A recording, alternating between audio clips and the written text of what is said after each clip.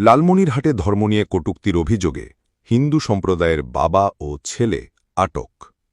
লালমনিরহাট সদরে ইসলাম ধর্ম নিয়ে কটূক্তির অভিযোগে হিন্দু সম্প্রদায়ের এক ব্যক্তি ও তার ছেলেকে আটক করেছে পুলিশ। আটক হওয়া ব্যক্তিরা হলেন পরেশচন্দ্র শীল ও তার ছেলে বিষ্ণুচন্দ্র শীল। ঘটনাটি ঘটে ২২ জুন রবিবার দুপুর আনুমানিক ২টোর দিকে।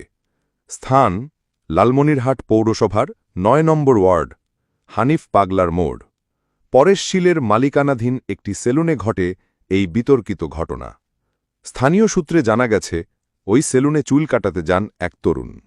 সেই সময় পরেশ শীল ইসলাম ধর্ম সম্পর্কে কটূক্তি করেন, এমনই অভিযোগ উঠেছে। এই অভিযোগ ছড়িয়ে পড়তেই উত্তেজিত লোকজন সেলুন ঘেরাও করে।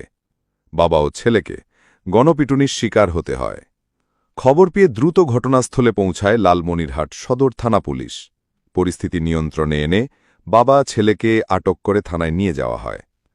তবে এই ঘটনার ভিন্ন ব্যাখ্যা দিয়েছেন অভিযুক্তদের পরিবার। তাদের দাবি, এই ঘটনার পেছনে রয়েছে একটি সাধারণ ভুল বোঝাবুঝি। পরেশ শীল ও বিষ্ণু শীল জানান, এক তরুণের সঙ্গে মাত্র ১০ টাকা নিয়ে কথা কাটাকাটি হয়। এরপর সেই যুবক তাঁদের দেখে নেবে হুমকি দিয়ে চলে যায়। কিছুক্ষণের মধ্যেই ঘটে হামলার ঘটনা।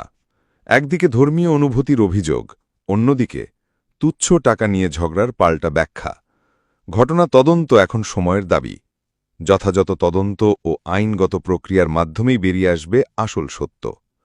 এই ধরনের ঘটনায় আইন শৃঙ্খলা বাহিনী, গণমাধ্যম এবং সমাজের উচিত সংযম ও নিরপেক্ষ দৃষ্টিভঙ্গি বজায় রাখা ও মূল দোষী বা দোষীদের দৃষ্টান্তমূলক শাস্তি প্রদান করা। থানার ভারপ্রাপ্ত কর্মকর্তা ওসি নূর নবী মিয়া গণমাধ্যমকে জানান, ধর্মীয় অনুভূতিতে আঘাত হানার অভিযোগে ২ জনকে আটক করা হয়েছে। তাদের বিরুদ্ধে আইনগত ব্যবস্থা নেওয়া হচ্ছে।